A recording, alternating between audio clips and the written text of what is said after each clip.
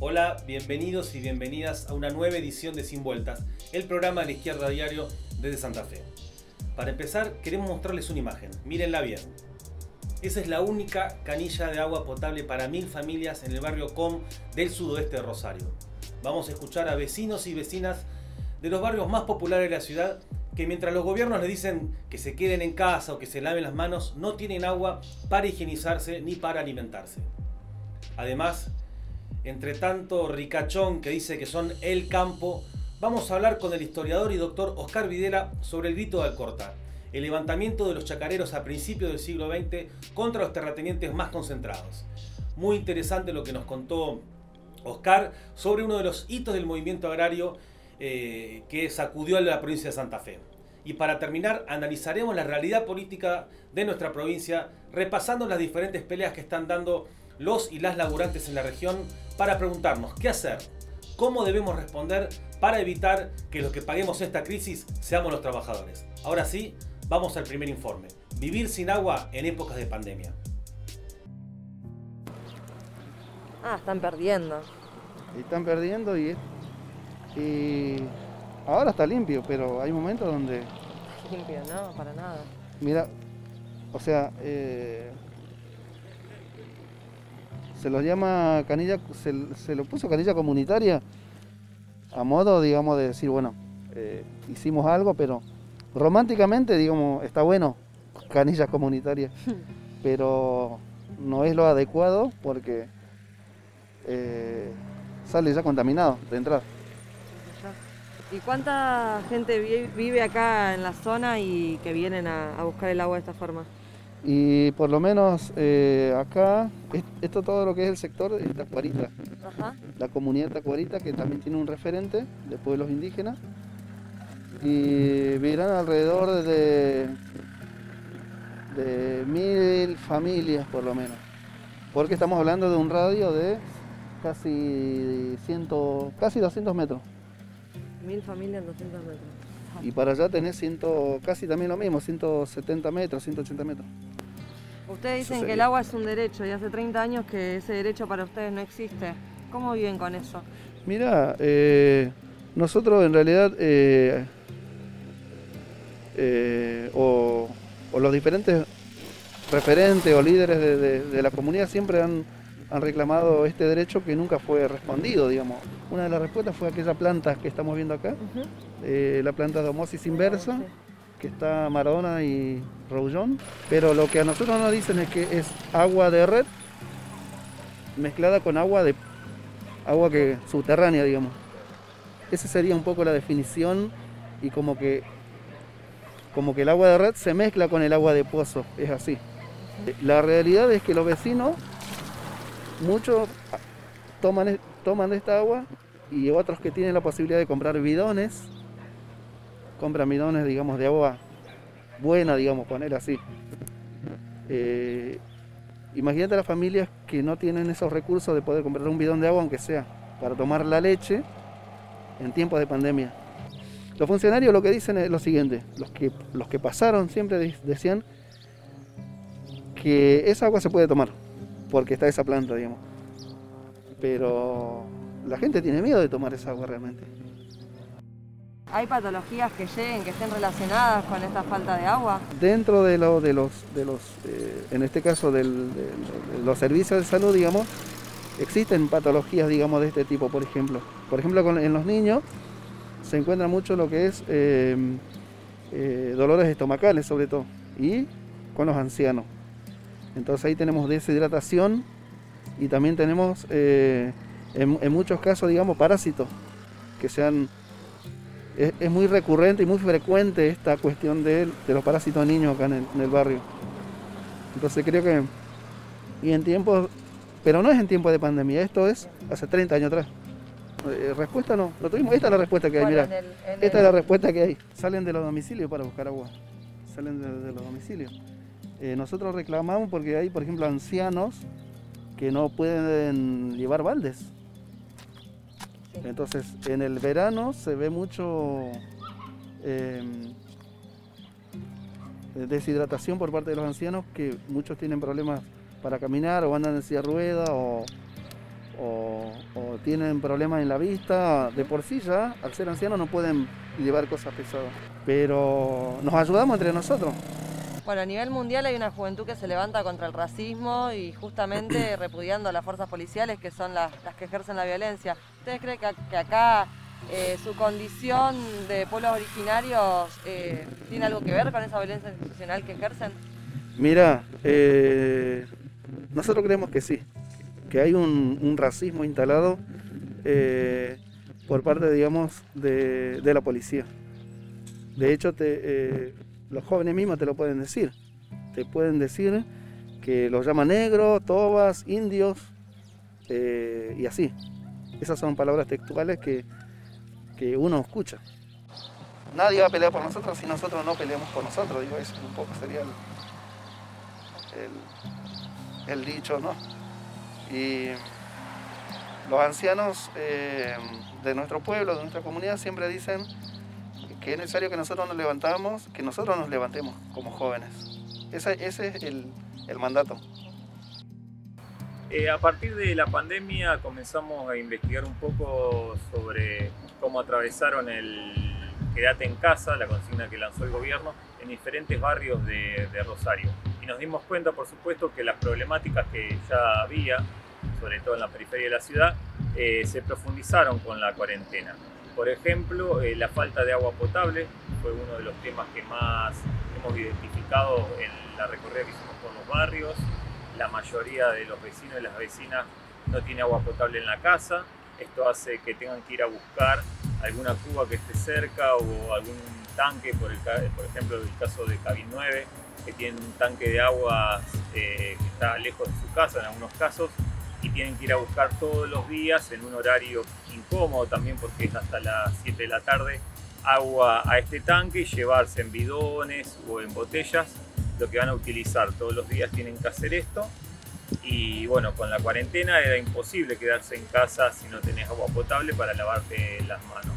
Y bueno, por supuesto, una de las medidas sanitarias y la principal medida sanitaria fue que hay que lavarse continuamente las manos y al no tener servicio de agua en la casa se hace muy difícil cuidarse. Además tuvimos la problemática de la enfermedad del dengue, que este verano fue más fuerte que los anteriores, hubo muchos casos en Santa Fe y también se tenían que cuidar de ese agua que iban a buscar todos los días, no sea invadida por el mosquito. Entonces se generó también otra problemática a la que ya persiste en todo el mundo, que es la pandemia del coronavirus. Eso por un lado, y después también vimos, bueno, otro tipo de problemas que tienen los barrios, como es la violencia institucional, al tener que obtener un certificado especial para poder circular. Nos han denunciado los vecinos y vecinas que hay muchos casos de abuso por parte de la policía.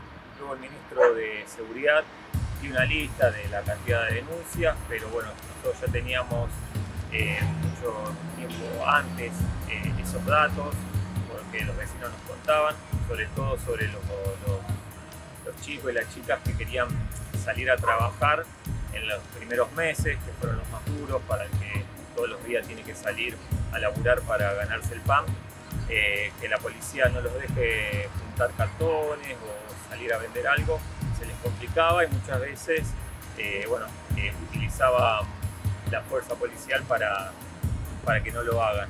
Entonces se generaron muchos casos que nosotros algunos hemos ido mostrando en el portal de noticias.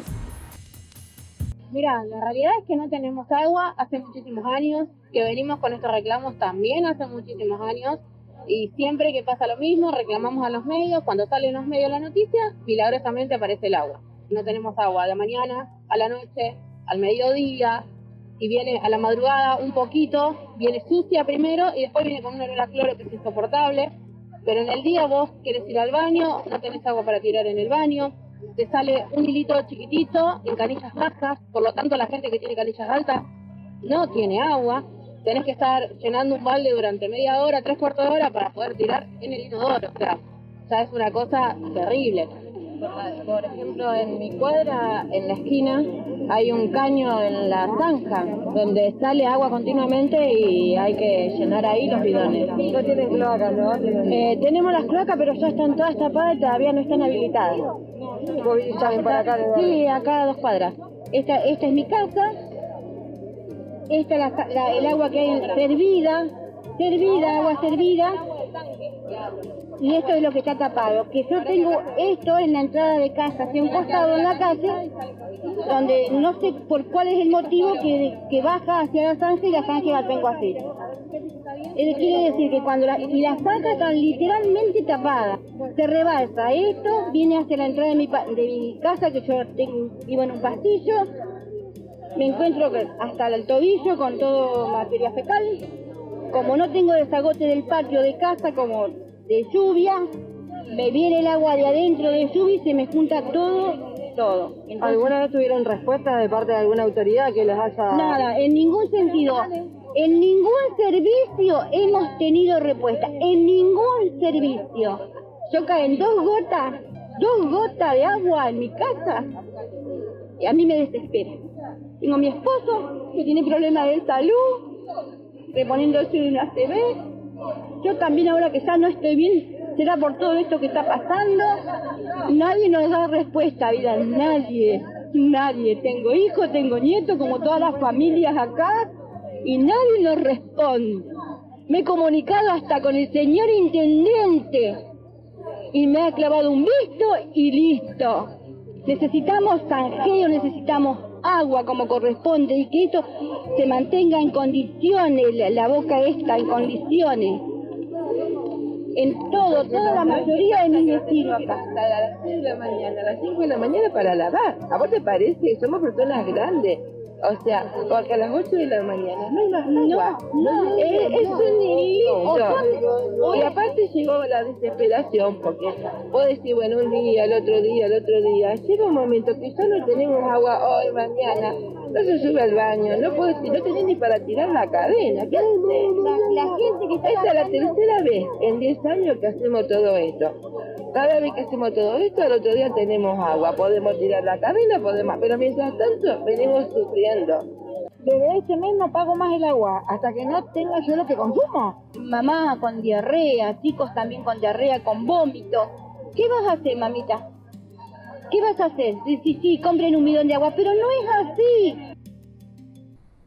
Esa realidad, esos agravios, esas carencias, esos barrios no aparecen en las lindas postales que venden a Rosario como ciudad turística. Pero en la Izquierda Diario sí aparecen, porque mostramos lo que otros tapan. Vamos a escuchar ahora una canción de Farolitos y seguimos con Oscar Videla, que nos hablará del grito de Alcorta.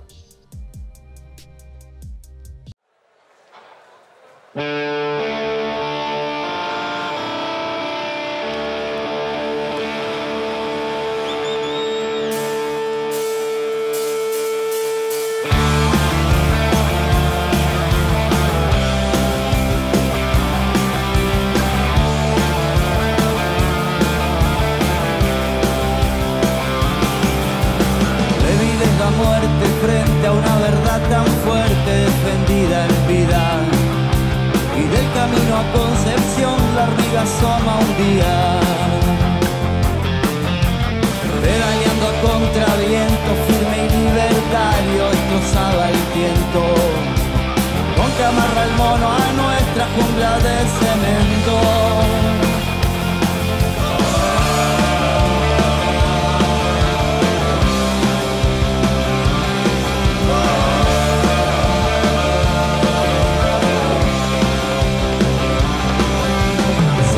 La muerte porque a la verdad muy fuerte has apostado en vida.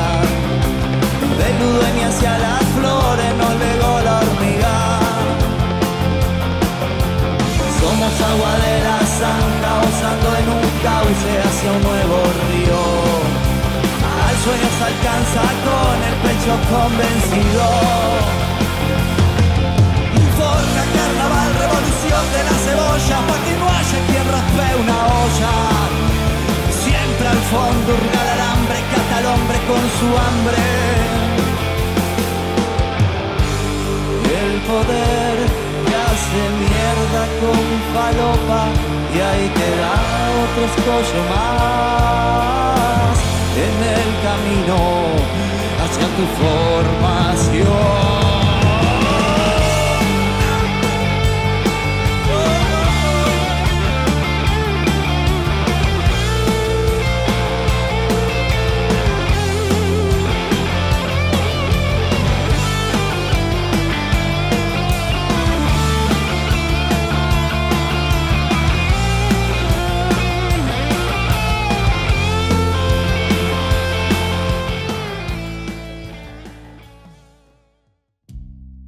Bueno, en días en el que la discusión sobre el campo estuvo muy presente en la agenda pública provincial y nacional, vamos a estar hablando con Oscar Videla, que es profesor y doctor en historia. Vamos a preguntarle sobre el grito de Alcorta, una de las gestas del movimiento agrario a principios del siglo XX. ¿Cómo estás, Oscar? Muy bien, ¿cómo te va? Bien, bien. Bueno, si tuvieras que explicar qué es el grito de Alcorta para personas que no conocen los hechos, que no conocen la estructura de ese momento, ¿cómo lo simplificarías? Puntualmente es, bueno, podemos llamar una especie de, ellos mismos se entienden como una huelga agraria. Claro. La huelga en ese caso consistiría en no sembrar.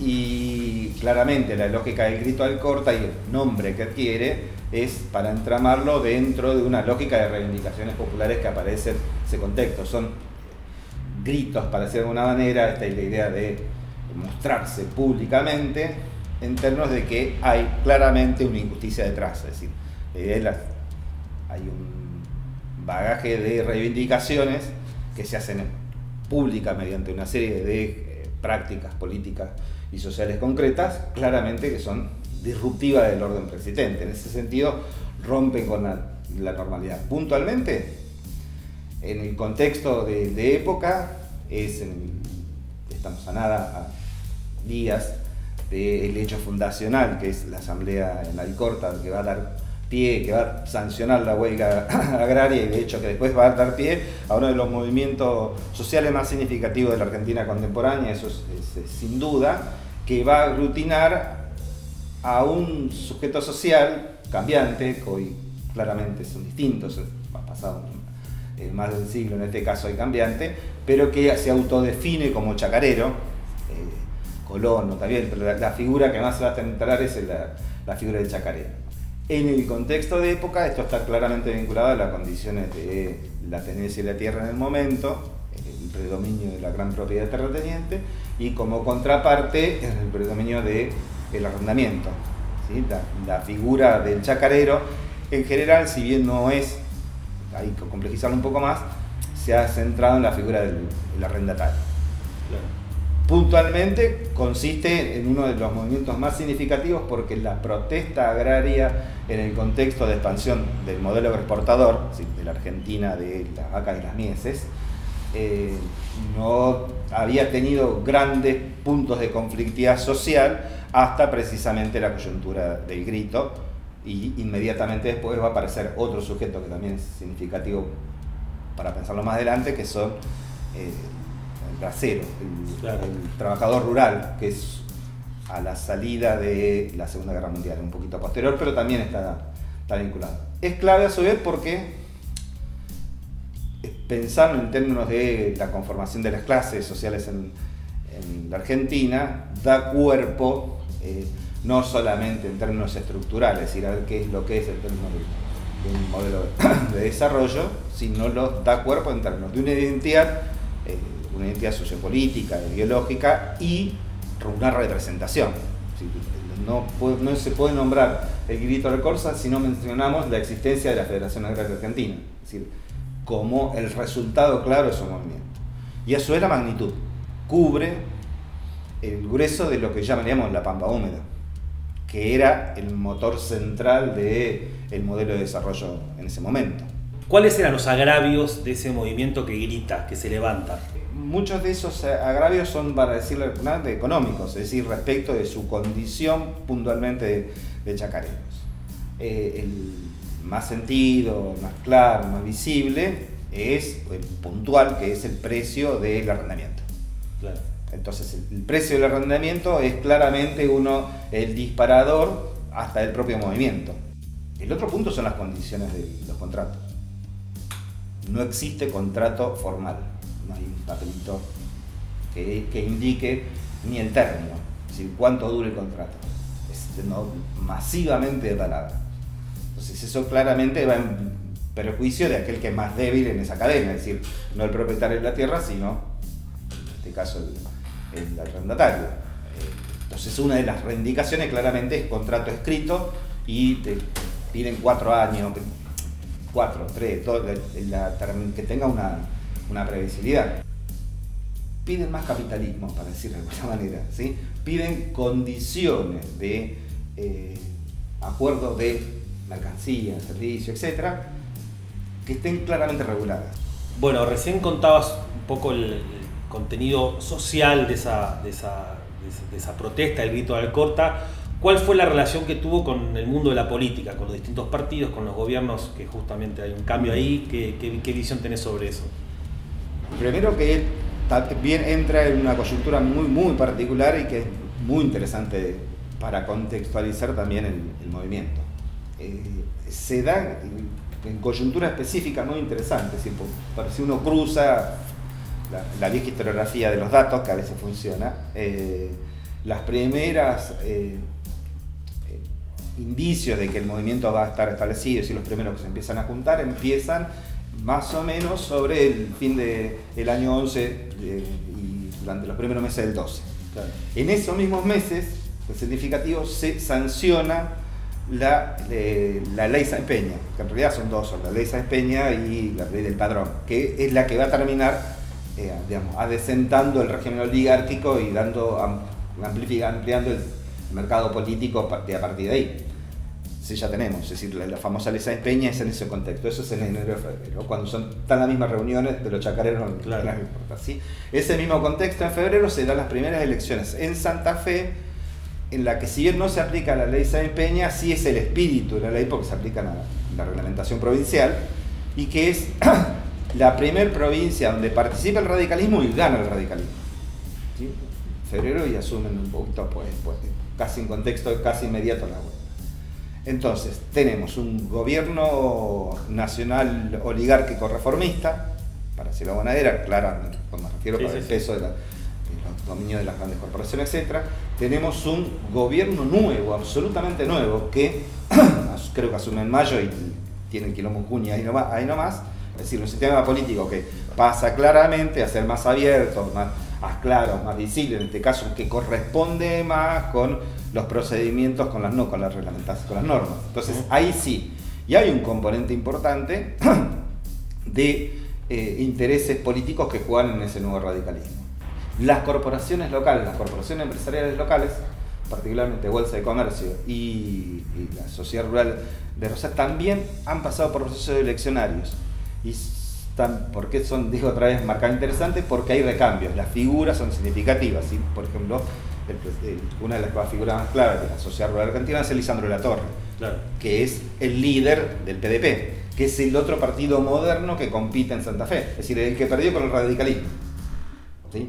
En la coyuntura, en esos meses, digo, por eso que es un partido muy presente en la historia de la provincia de Santa Fe, y en ese contexto, es decir, pierde por poco, digamos, el primero el radicalismo, segundo el PDP y tercero lo que queda con los conservadores.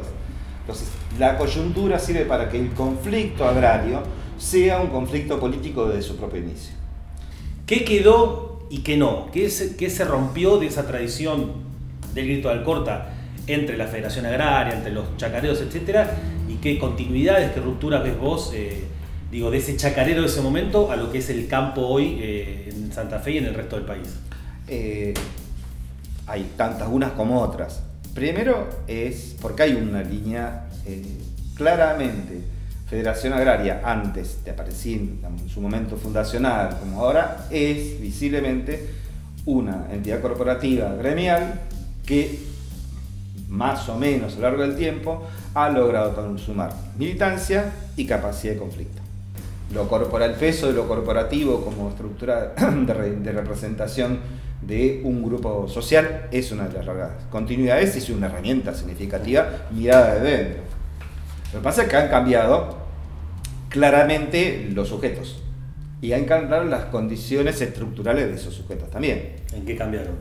Y si partíamos del 12, te decíamos decir que en la cuasi identificación era la figura del chacarero y esa figura del chacarero se identificaba con el arrendatario. Las condiciones sociales de existencia, para decirlo, estaban mucho más cerca de los trabajadores, claramente de los arrendatarios pobres, ¿sí?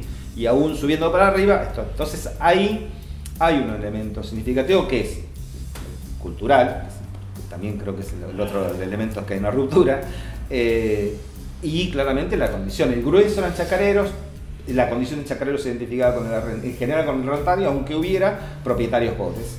Pequeños propietarios también existían, pero la figura del arrendatario desapareció. Desapareció en el largo plazo, pasaron muchas cosas. Primero porque, en algún sentido, motivo de esas mismas conflictividades, va a ir logrando buena parte de sus reivindicaciones y esas libertades capitalistas del principio se convierten en ventajas que, definidas en términos individuales, lo fueron llevando a alquilar un poco más, a mejorar, a algunos llegar a la tierra, etc. Y en el largo plazo, más allá de las crisis, se fueron convirtiendo más en propietarios. Y eso cambió todavía, siguió cambiando porque el proceso de la estructura de tenencia en la tierra en Argentina continuó y de hecho una parte significativa de esos espacios terminaron siendo en términos productivos ineficaces.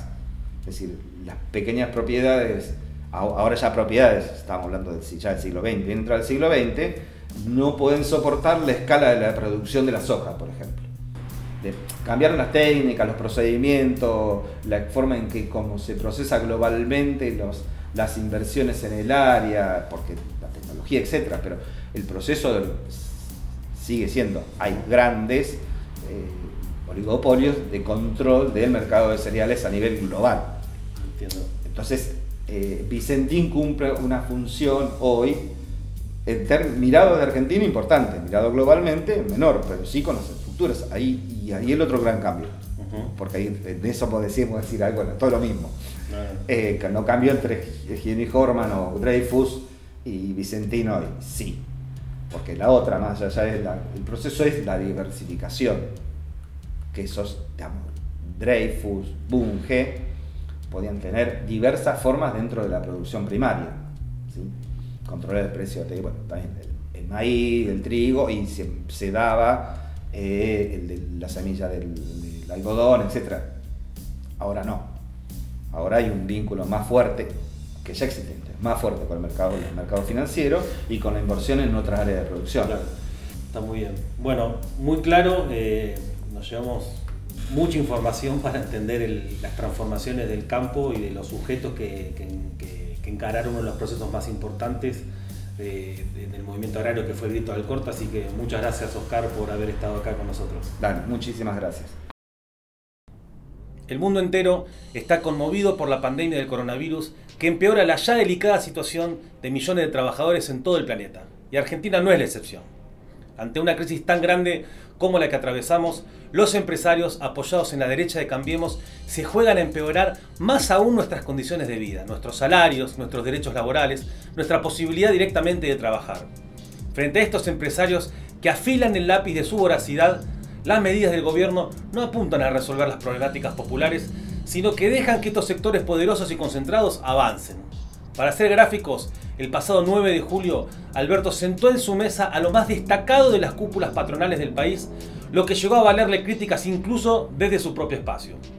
En la región, el descontento crece y empezó a tener expresiones muy pero muy fuertes. El conflicto de los colectivos, además, es la primera gran expresión de una crisis fiscal en los estados y muestra la falta de respuesta de los gobiernos a la hora de garantizar los salarios de miles de trabajadores y trabajadoras. Es lo mismo que vemos de fondo cuando Perotti y los gobernadores congelan los sueldos y otorgan aguinaldos en cuotas a los trabajadores estatales y de la educación.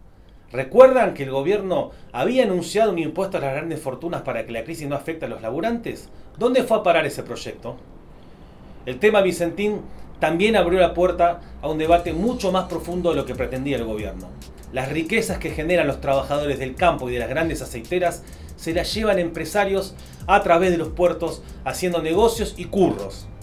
El feriado del 9 de julio, la Federación de Aceiteros realizó una caravana junto a otros sindicatos y organizaciones políticas en defensa de los puestos de trabajo y en apoyo a la intervención que planteó Alberto Fernández. Pero como venimos diciendo, es el propio Alberto el que junto a Perotti fueron retrocediendo paso a paso frente al chantaje de Vicentín, de las entidades ruralistas y de la derecha, llegando Alberto al colmo de decir que había sido un error del que se arrepentía. La única manera de garantizar la defensa de los puestos de trabajo es enfrentar a Vicentín y sus intereses, como hacen los trabajadores y las trabajadoras de la algodonera Avellaneda, que hace semanas que paran y pelean por sus salarios verdaderamente de hambre. Para que cada trabajador de Vicentín conserve su laburo, es fundamental apuntar a la expropiación sin pago de esos estafadores para que la empresa funcione bajo gestión estatal y control de los trabajadores, que es lo que plantea el proyecto del Frente Izquierda Unidad. Medidas de fuerza con paros y movilizaciones de los aceiteros podrían volver realidad este planteo. En sintonía con el siga siga para los grandes empresarios, el gobernador Perotti no parece conmoverlo el reclamo de miles de docentes, estatales, médicos y enfermeras que trabajan para la provincia. Sin meses de discusión salarial, con aguinaldos en cuotas, con más de 20.000 reemplazantes abandonadas a su suerte y presionadas por la vuelta a clases en agosto que exige la ministra de Educación Cantero, la docencia santafesina pasa momentos de tensión. La conducción sindical de Sonia Leso extiende su manto de pasividad para garantizar gobernabilidad a Perotti sobre el abandono de las demandas de las maestras. Por su parte, las seccionales opositoras de AMSAFE lanzaron la convocatoria a asambleas docentes para debatir y votar cómo continuar sus reclamos. Los y las trabajadoras de la salud también la ven complicada. La precarización del sector que precede a la pandemia se profundizó exponencialmente con el avance del virus. Médicos residentes que cubren jornadas de hasta 36 horas sin franco o reemplazantes en centros de salud que vienen cumpliendo licencias desde marzo con los llamados contratos COVID. Muchísimos trabajando como monotributistas, no rentados o directamente negros, sin RT ni aportes jubilatorios, a la par que avanzan los casos de contagios de trabajadores del sector, como ocurrió en Rosario o en Venado Tuerto hace algunas semanas. Tanto desde ATE como desde Cyprus vienen denunciando esta situación, lamentablemente sin respuestas. En Capitán Bermúdez hay 120 familias que vienen reclamando de forma urgente la continuidad de su fuente laboral. Son las y los trabajadores de la ex Verbano. Si bien el sindicato ceramista de Capitán Bermúdez anunció que a partir del lunes comenzarán a reingresar algunos trabajadores a la planta, el panorama es aún incierto para más de un centenar de personas. Los ataques patronales y la respuesta de trabajadores también se hacen sentir en el sector gastronómico. Laburantes del icónico bar El Cairo y del reconocido por malos motivos Rockefellers, ambos de Rosario, protestaron dentro de su lugar de trabajo exigiendo el pago de horas adeudadas, los aguinaldos y denunciando la precariedad laboral a la que se ven sometidos con exposición al coronavirus. Estos trabajadores, muchos de ellos jóvenes, se suman a la ola de descontento que vienen teniendo los repartidores de las aplicaciones como punta de lanza, como así también a pibes y pibas que se organizan dentro de la red de trabajadores precarios e informales. Como vemos, hay amplios sectores de la clase trabajadora que reflejan la voluntad de pelearla y sobre todo que hay fuerza para poder hacerlo. El gobierno hace gestos de querer avanzar sobre los llamados poderes reales, pero se queda ahí, en gestos, y a veces ni siquiera en gestos. Hay que ocupar ese lugar, la calle, que la derecha pretende usurpar para defender a estafadores y a la propiedad privada de un puñado de parásitos que hacen negociados a nuestras costillas, siempre de la mano de distintos gobiernos. ¿Cuánto más avanzarían los ataques de empresarios y las medidas antipopulares de Perotti si enfrente tuviera la fuerza de los grandes sindicatos de la provincia y la fuerza del conjunto de los trabajadores? Poco probablemente. Pero hoy esos sindicatos avalan o directamente apoyan la política del oficialismo a costa de permitir ataques. Es ahí donde las organizaciones que están en la calle hoy pueden jugar un rol movilizador clave. Un gran paro regional, convocado por los aceiteros de Rosario, las seccionales opositoras de AMSAFE, Cyprus, ATE y demás sindicatos, podría plantear esa necesidad como algo concreto. ¿Cuánto duraría la derecha en la calle fogueada por el macrismo si a las trabajadoras y a los trabajadores organizados se sumaran los desocupados con sus reclamos de asistencia y trabajo genuino, o los miles de estudiantes que tienen que abandonar sus carreras y renunciar a los proyectos que tenían porque los atrapó la crisis?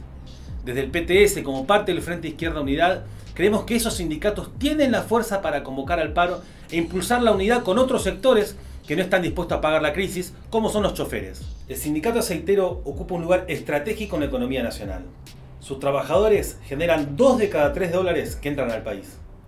Lo mismo los y las trabajadoras del sector salud, que en un contexto como el actual resalta cada vez más su carácter de esenciales.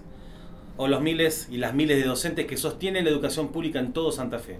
Con esos sectores como punta de lanza, podría convencerse a los trabajadores de actividades con dirigencias sindicales vendidas e imponer a esas organizaciones la necesidad de pelearla, algo que hasta hoy claramente se niegan. Pelear por torcer la realidad con los métodos de la clase trabajadora, junto a los desocupados, estudiantes y jubilados, cada día que pasa se convierte más en una necesidad. Porque a la salida de la pandemia hay una crisis enorme que los capitalistas ya están descargando sobre nuestros hombros y los gobiernos no paran de demostrar de qué lado se van a posicionar. Por eso depende de nosotros. Muchas gracias por acompañarnos en una nueva edición de Sin Vueltas. Hasta la semana que viene.